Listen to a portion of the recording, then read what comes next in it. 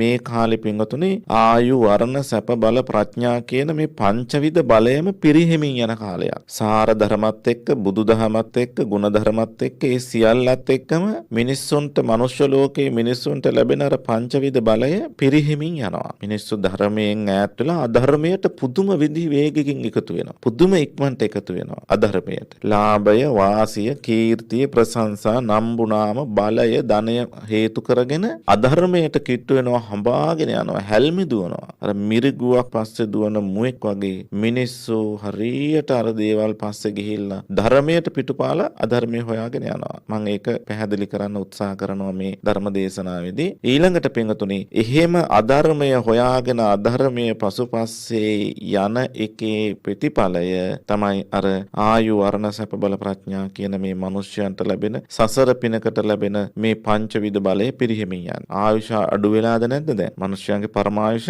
පුදුම විදිහට අඩු වෙලා දැන් ගිහිල්ලා. උපරිම ජීවත් වෙන්න පුළුවන් අවුරුදු 65යි 70යි. ඊට අඩු කාලයකදී මිනිස්සු මැරෙනවා. විවිධ අතුරු ආන්තර කරදර බාධක විවිධාකාර දේවල් සිද්ධ වෙලා මිනිස්සු ඝාතනය වෙනවා, මැරෙනවා, මිය යනවා. ඒකට හේතුව තමයි අර විදිහට මේ අධර්මය පසුපස්සේ යන්නේ. වර්ණ සම්පත්තිය කියලා කියන්නේ මිනිස්සු විකෘති මිනිස්සු ඉපදෙන පුදුම විදිහට මේ ලෝකේ. විකෘති මිනිස්සු, මනස විකෘති වෙච්ච අය. ඊගාවට අතපය විකෘති වෙලා, කංනාසාදී ඇස් ආදී විකෘති වෙලා, ඒ වගේ ශරීරය හරියට පිහිටන්නේ නැති විකෘති මිනිස්සු මේ ලෝකේ හරියට බිහි වෙනවා. ඒක මේ වෙන කාවකවත් මේ විද්‍යාවේ ප්‍රශ්නයක්වත් නෙමෙයි ඒක. ඒක පින්වතුනේ තමන් කරගත්ත දෙයක්. මේ ධර්මයෙන් ජීවත් වෙලා ඒ වගේම පස්පව් වල නිරත වීම, ඒක හොඳයි කියා පස්පව් වලම නිරත වීමේ විපාකය තමයි මනුෂ්‍ය ලෝකේ ඉපදෙන්න විකෘති වෙලා. ඒකයි එක්ක මනස විකෘති වෙනවා, නැත්නම් මනස හොඳට තිබුණත් ශරීරය විකෘති. විකෘති ශරීරාංග තමයි තියෙන්නේ. හැම දෙයක්ම මේ වගේ ඔය විදිය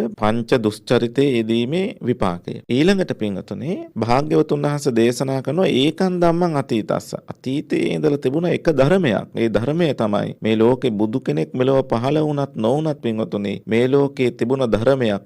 ඒ ධර්මය තමයි සත්‍ය. ඇත්ත නැති වෙච්ච තැන ඕනම අපරාධයක් කරන්න පුළුවන් නේද? ඇත්ත නැති වෙච්ච තැන ඕනම අපරාධයක් කරන්න පුළුවන්. මිනිස්සු ඉස්සර වෙලාම ජීවිතේ පුරුදු වෙන්න ඕනේ, පුරුදු කරගන්න ඕනේ ඊටාම වටින ගුණ ධර්මයක් තමයි ඇත්ත කතා කරන්නේ. මේ බණ අහනවා, භාවනා කරනවා, බණ කියනවා, බණ පොත් මේ පූජා කරනවා, බණ පොත් කියවනවා, අටපිරිකර පූජා කරනවා, කටින පින්කම් කරනවා, ඊළඟට මේ විහෙර විහාරස්ථාන චෛත්‍ය ආදිය ගොඩනගනවා. කට ඇරියොක් කියන්නේ බොරු සමහරලා. ඔක්කොම පින්කම් ටික කරනවා. කට ඇරියොක් කියන්නේ බොරු. තමන්ගේ පුංචි ලාභයක් වෙනුවෙන්, කීර්තියක් වෙනුවෙන්, නම්බුනාමයක් වෙනුවෙන්, ප්‍රශංසාවක් වෙනුවෙන්, පොඩි මේ ප්‍රශංසාවක් වෙනුවෙන් සමහරලාට සංසාරේ ආත්ම දාස් ගාන බිත්තරයක් වුණා වගේ කට හදා ගන්නවා චූටි ප්‍රශංසාවක් වෙනුවෙන්, මොහොතක සතුටක් වෙනුවෙන්. ආත්ම දසදහස් ගානක්, ලක්ෂ ගානක් පිළිකා හැදිලා පණුව ගහලා කටවල් ගඳ ගහන තත්ත්වයට පත් කර ගන්නවා චූට් යහපතක් වෙනුවෙන්, පොඩි ලාභයක් වෙනුවෙන්. ඒ වගේ පිටුතුනේ බලන්න,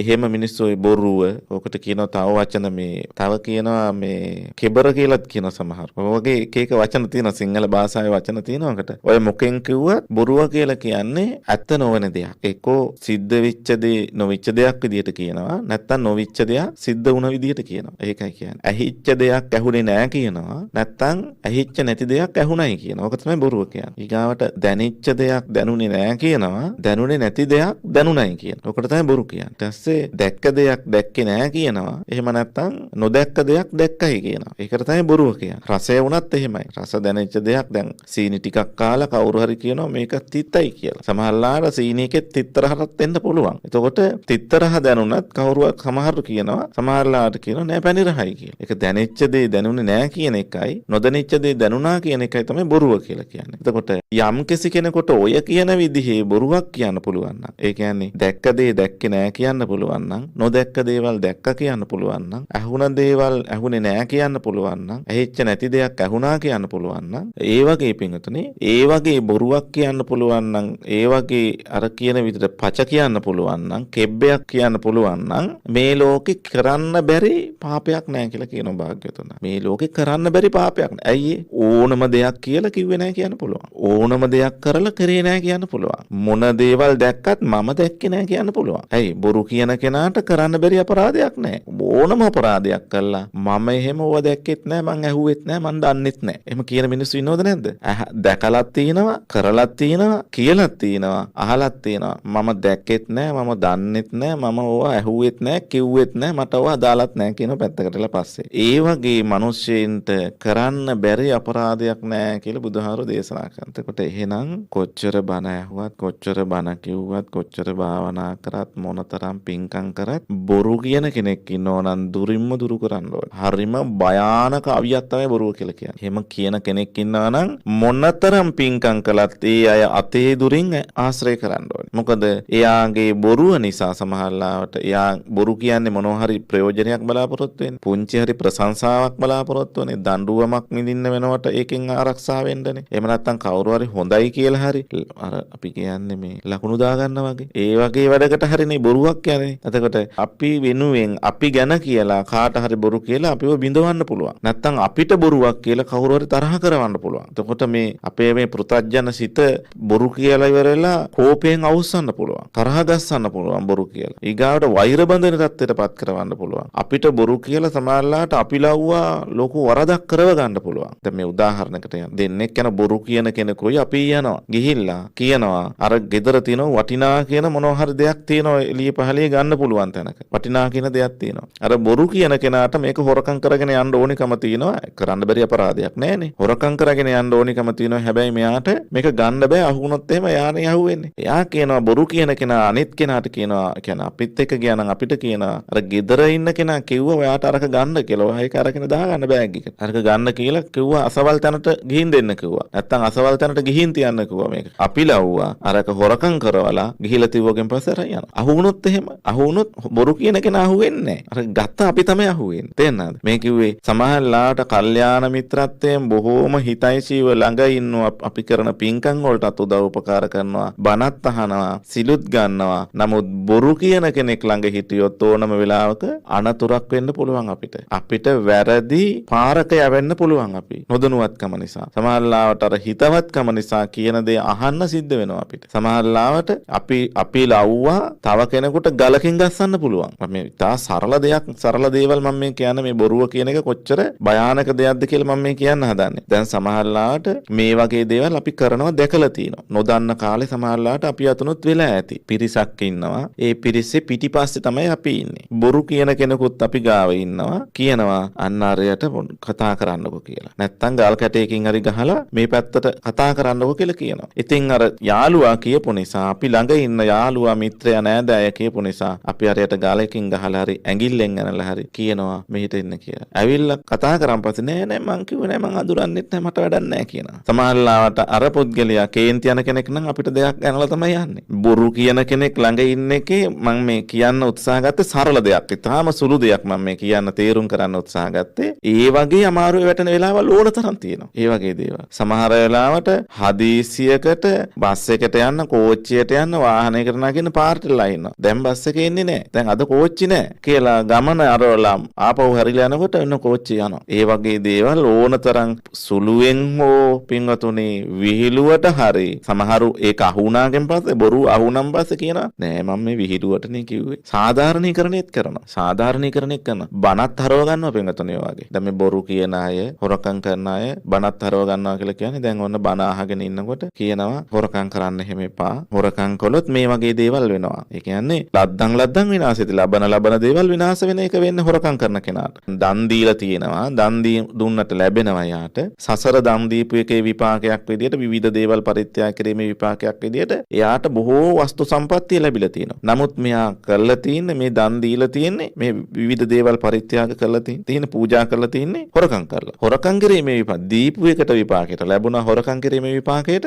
නැති වෙනවා. ගිනි ගන්නවා, කුඩු වෙනවා, මේ ගම් වතුරට යනවා, හොරකම් කරනවා, විවිධ දේවල් වල නැති වෙලා යනවා. වංචාවෙන් අනිත් අය ඉඩ කඩන් ටික ලියා ගන්නවා, දේපොළ ටික ලියා ගන්නවා, වංචා කරලා කපටිකම් කරලා. ඒ අපි කරපු එකේ විපාකේ අපිට හම්බ වෙන්නේ. ඒකම නැවත කෙනෙක් තව කෙනෙක් කරලා අපේ කර්ම ගෙවලා අපේ කර්ම අපි ගෙවනකොට තව කෙනෙක් කර්ම කරලා තියා ගන්න. ඒක වෙන්නේ. දැන් ඔන්න සත්ව ඝාතනයක් කියන්නකෝ. සත්ව ඝාතනයක් වෙනකොට ඒ සතාට මැරෙන්න තියෙනවා. ඒ සතා පණ පිටින් තැම්බිලා මැරෙන්න ඕනේ. එයා සසර කරපු පවක්. කකුලුවෙක් කියලා හිතන්නකෝ. කකුලුවාගේ පවක් තියෙනවා පණ පිටින් තැම්බිලා මැරෙන්න. එතකොට ඒ කර්මයේ ගෙවනවා ඒ සතා. ඒ කර්මය ඒ සතා ගෙවනවා. ඒ සතාට කර්මය ගෙවන්න අපි උදව් කරනවා. අපි කකුලුව අල්ලගෙන ඇවිල්ලා මුට්ටියකට දාලා ලිපේ තියෙනවා පණ පිටින්. එතකොට අර සතාගේ කර්මය ගෙවෙනවා කියලා අර සතා ගෙනල්ලා මුට්ටියට දාලා තඹපුව අපිට කර්මයක් රැස් වෙන්නේ නැද්ද? අරයා ගෙවාගෙන යනකොට අපි මෙහි කර තියාගන්න. එක්කෙනෙක් ගෙවාගෙන යනකොට අනිත් එක්කෙනා ඒකට උදව් කරන්න ගියොත් කර්ම ටික ගෙවන්න උදව් කරන්න ගියොත් අපි ඒක කර තියාගන්න. අපි ගෙවන්න ඕනේ තායි එතන ඉඳලා. අපේ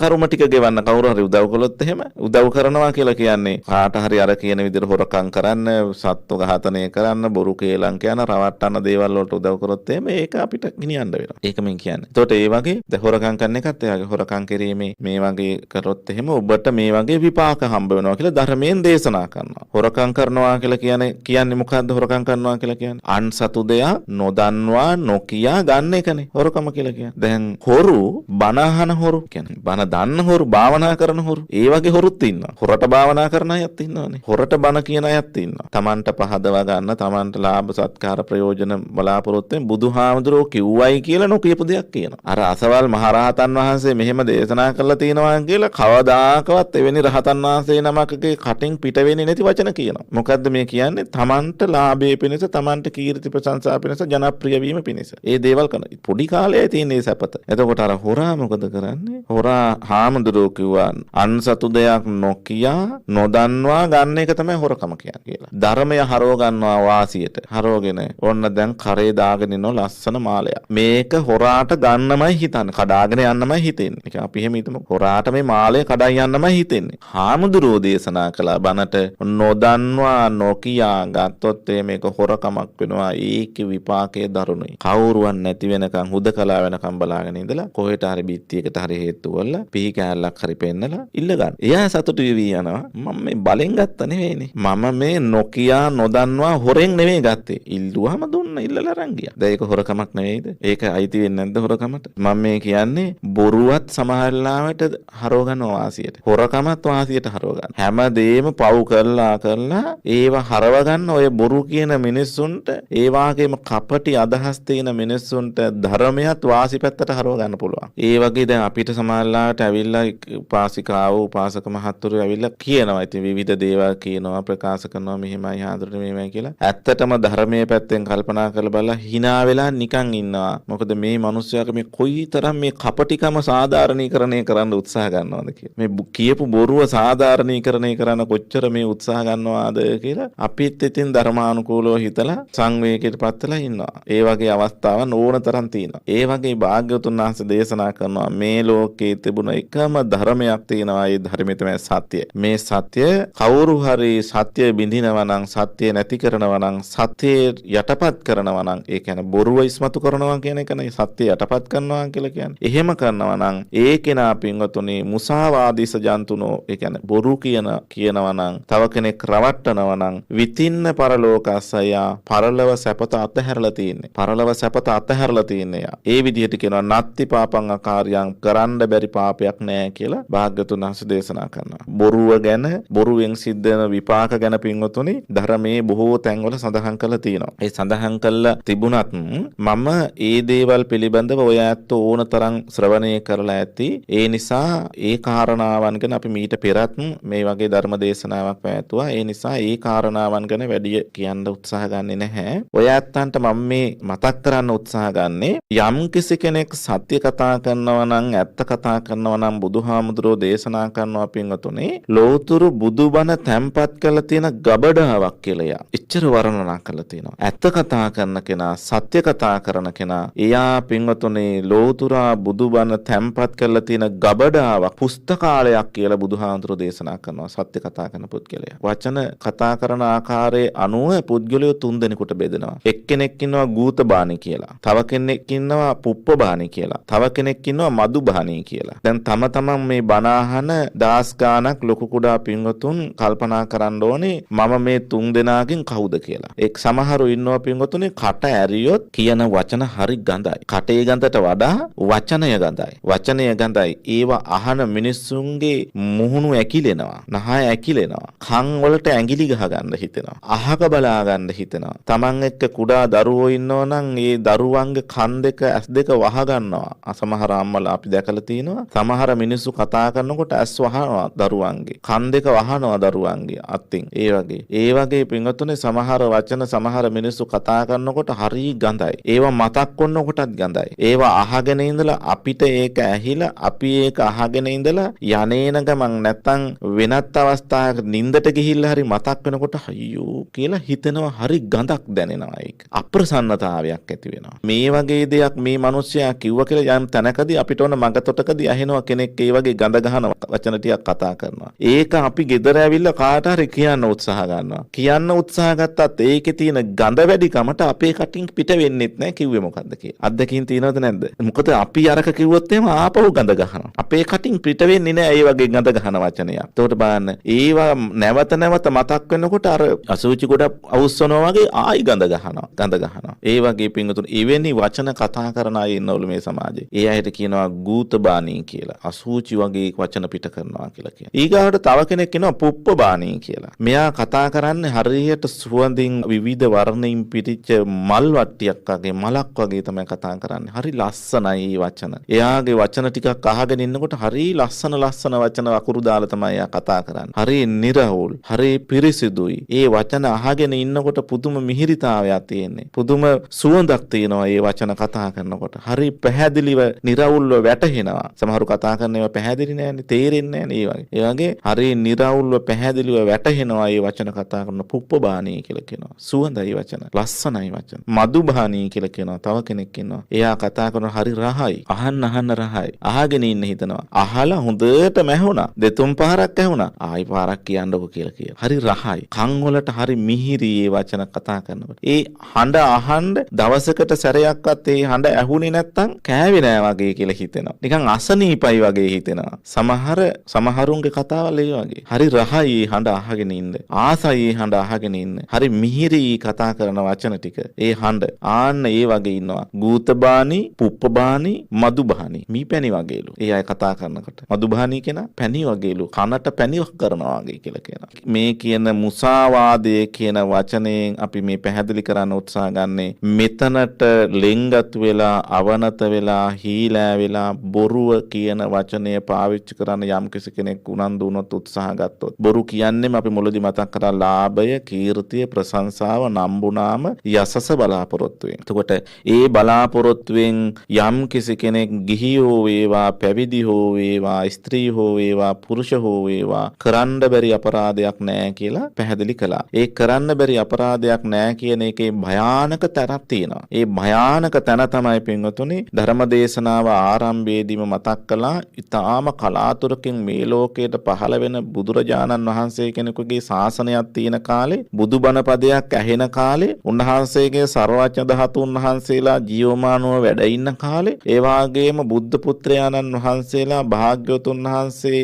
ශ්‍රී මුඛයෙන් අනුදැන වදාලා අරහත් ධජය දරාගෙන ජීවමානව වැඩ ඉන්න කාලෙ මේ. එතකොට මේ කාලයේදී පින්වතුනි යම් කෙනෙක් ලාභ, ප්‍රයෝජන, කීර්ති, ප්‍රශංසා බලාපොරොත්තුෙන් මිත්‍යාව පතුරවන්න උත්සාහ කළොත් ධර්මයෙන් යට ගහලා ඒකේනා කරන අපරාධය මෙච්චරයි කියලා නිමා කරන්න සීමා කරන්න බෑ යාට ලැබෙන විපාකය. ගිහි වේවා, පැවිදි වේවා කවුරු වුණා. ධර්මය මෙයයි කියලා අධර්මය කියා දෙනවා බොහෝ තැන්වල අපි දැකලා තියෙනවා. හරියට සංවේගයට පත් වෙනවා අපි ඒවා අහලා සමාල්ලාට මේ විදිහට බුදුහාඳුරු මේ විදිහට මේ කාරණාව ගැන කියා දීලා තියෙනවා කියලා පට්ට බොරු කියන්නේ. මේ මාධ්‍යවල කියනවා. සමහර හාමුදුරුවරු කියනවා. සමහර දායක ධර්ම සාකච්ඡාවලට ඇවිල්ලා කියනවා. මේ තන මෙහෙම තියෙනවා කියලා කියනවා. ත්‍රිපිටකයේ කොහෙවත් නැති පසු කාලීනව එක එක්කෙනා වාසියට දාගත්ත වචන. දාගෙන කියනවා මෙතන මේ විදිහට තියෙනවා කියලා. එතකොට ඒ වගේ පින්වතුනේ යම් කෙනෙක් මිත්‍යාවට මේ බොරුවෙන් ධර්මය මෙයයි කියලා අධර්මය කියා දීලා යම් කෙනෙක් මිත්‍යාවට යොමු කළොත් එහෙම එයාට බුද්ධාන්තර ගානක් යනකම් පින්වතුනේ සත්‍යයක් නම් හම්බ වෙන්නේ නැහැ. ධර්මයක් නම් මුණ ගැහෙන්නේ නැහැ. ධර්මය හොයාගෙන යන මිනිස්සු අධර්මයට යොමු කරන මිත්‍යාවට යොමු කරන තැන් තියෙනවද නැද්ද? ඕනතරම් තියෙනවා. මෙච්චර නිර්මල බුදුබණ තියෙද්දි, මේ තරම් සුන්දර ධර්මයක් තියෙද්දි, මේ තරම් සුන්දර බුදුදහමක් ජීවමානව වැඩ ඉන්න කාලේදීම පින්වතුනේ විවිධාකාරයේ මිත්‍යා දෘෂ්ටික දෙවිවරු අදහන්න අපිට කියන්නේ නැද්ද? විවිධ මිත්‍යා දෘෂ්ටික දෙවිවරු. දෙවියෝ කියලා කියන්නේ පින්වතුනි මහා පුණ්‍ය නිධානයන් සිද්ධ කරගත්ත, පින් කරගත්ත බොහෝම ප්‍රියමනාප ස්වරූපයෙන් ඉන්න සත්පුරුෂ අදහස් තියෙන ඒ වාගේම සසර පින් වඩපු පුණ්‍යවන්තයෝ. ප්‍රියමනාප දර්ශන තියන අය, සොඳුරු වචන කතා කරන අය, කරුණා මෛත්‍රිය පතුරන අය දෙවියෝ කියලා කියන්නේ. පින් කරලා දිව්‍යාත්ම ලබන්නේ. පින් කරලා සසර කරපු පිනක ප්‍රතිඵලයක් විදියට. එතකොට ඒ වගේ සෞම්‍ය වචන කතා කරන, ඒ වාගේම වගේම සුන්දර දර්ශනයක් තියෙන කාරුණික හදවත් තියෙන සසර පින් වඩපු කෙනෙක් නම් දෙවියෝ කියලා කියන්නේ. ඒ දෙවියෝ ලවා මිනිස්සුන්ට පලි ගහන්න බෑ නේද? දෙවියන්ට ඕනි මොනවද? දෙවියන්ට ඕන කරන්නේ පින්. අපි ශ්‍රද්ධා භක්තියෙන් පින් සිද්ධ කළා. ඒ පින් අනුමෝදන් කිරීමයි සිද්ධ කරන්න ඕන. වෙන වෙන දේවල් ප්‍රයෝජන බලාපොරොත්තුෙන් ලාභ සත්කාර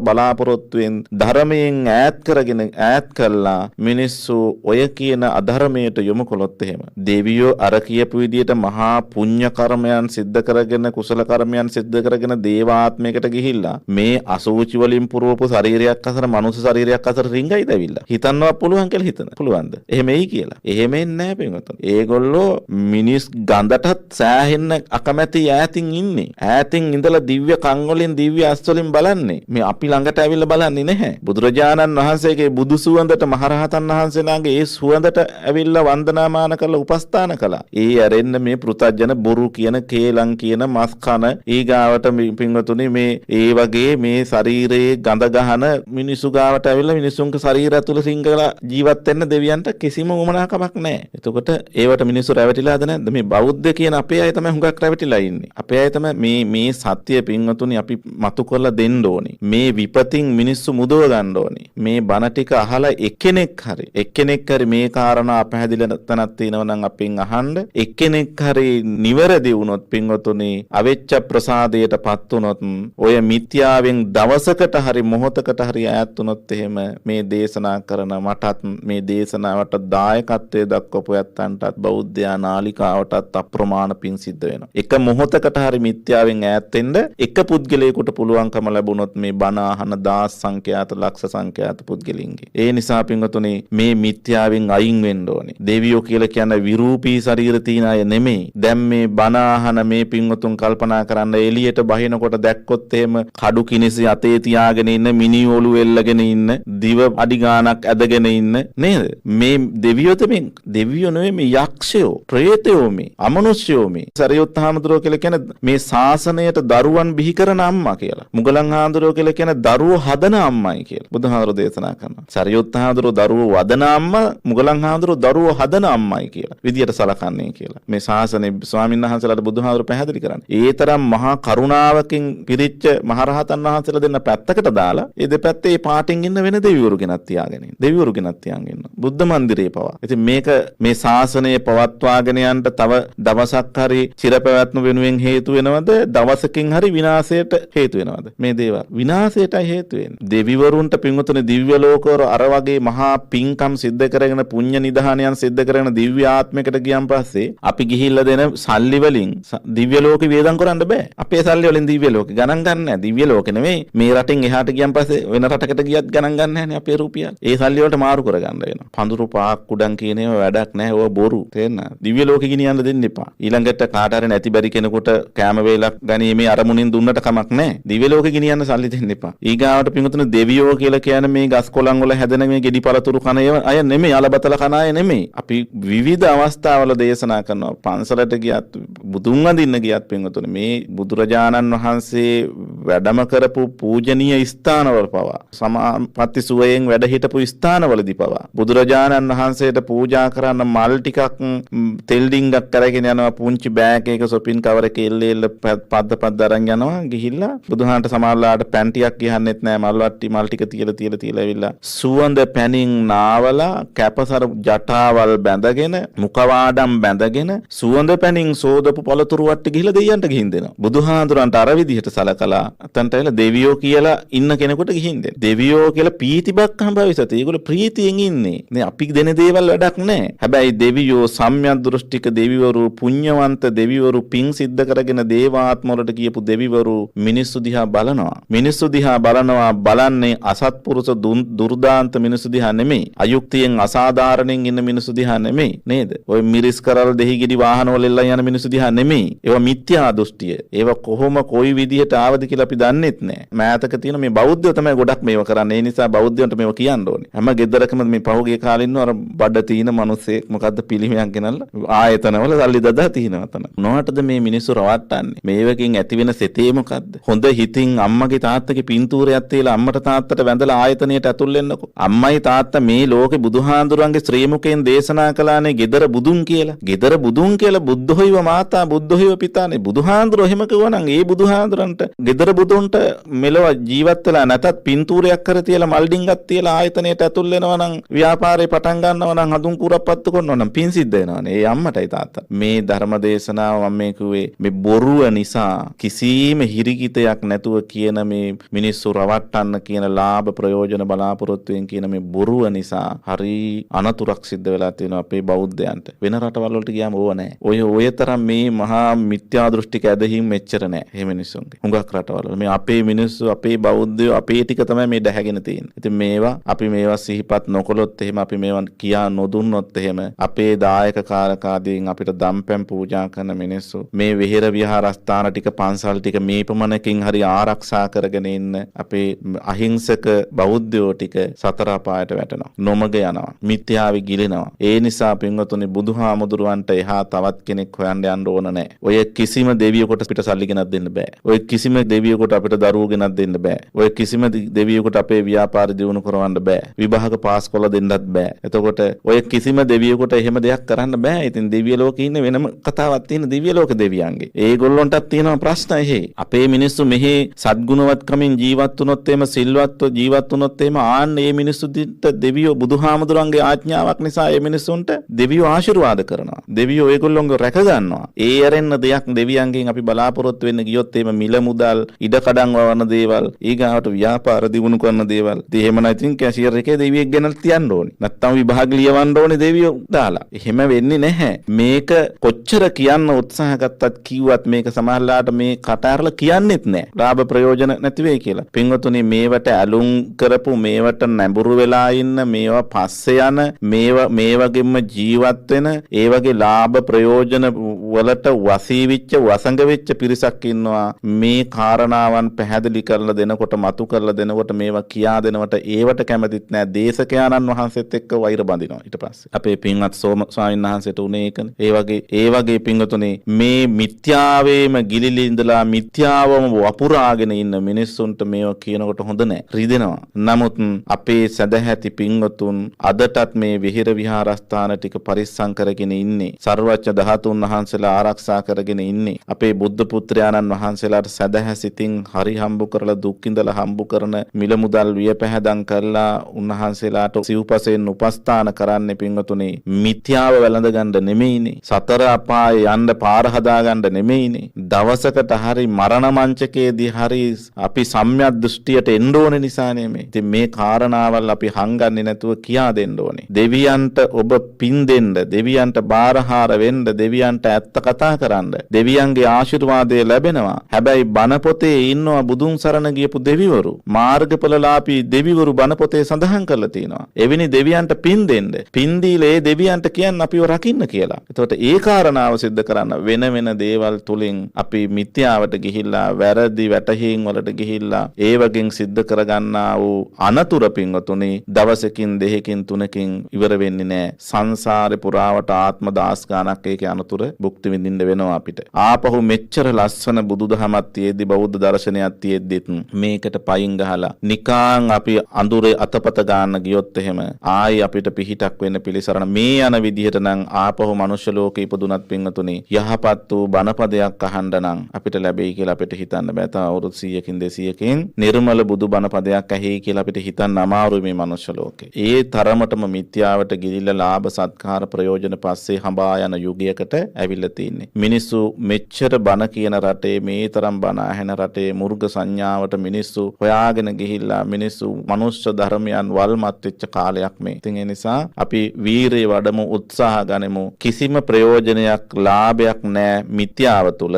ඒ නිසා ඒවා හිතේ රැවටීමක් විතරයි තියෙන්නේ. ඒ වගේන් මිදිලා හදවතින්ම අපි බුදුන් සරණ යමු. ඒ වාගේම නොබිඳෙන නොසිඳෙන ශ්‍රද්ධාවක් අපේ හිතේ ඇති කර ගනිමු. ඒ තුලින් පින්වතුනි අපිට ලොකු රැකවරණයක් තියෙනවා. සසර විමුක්තිය පිණිස හේතුවක් බවට පත් වෙනවා. මේ දේශනා කරපු ධර්මානුශාසනාව අද දවසේදී ඔබට දේශනා කරේ මහත් වූ කරුණාවෙන්මයි. ඒ වාගේම ඔබ සසර ගලවා ගැනීමේ බලාපොරොත්තුවෙන්මයි. ඔබ ධර්මයට කිට්ටු කිරීමේ බලාපොරොත්තුවෙන්මයි. සසර දුක් නිවා ගැනීමේ බලාපොරොත්තුවෙන්මයි. ඒ නිසා මේ ශ්‍රවණය කළා වූ ධර්මානුශාසනාව දේශනා කරපු ස්වාමීන් වහන්සේටත් ශ්‍රවණය කරන පින්වත් ඔබ හැම දිනාටමත් සංසාර දුක් කෙලවර කර ලබන උතුම් මහා නිවන් සෝය පිණිස පාරමී නාටම තුනුරුවන් සරණයි. සාදු සාදු සාදු. සදහවත්නි, එම ධර්මානුශාසනා පවත්වන්නට යෙදුණු මාතර උඩපරැක්ක ශ්‍රී ජනදත්තාරාමාධිපති රාජකීය පණ්ඩිත ශාස්ත්‍රපති පූජ්‍යපාද උස්සැලේ රතනජෝති පින්වත් ස්වාමීන්ද්‍රයන්න් වහන්සේ නිදුක් වෙත්වා, නිරෝගී වෙත්වා, සුවපත් වෙත්වා. ඔබ සැමට සම්මා සම්බුදු සරණයි.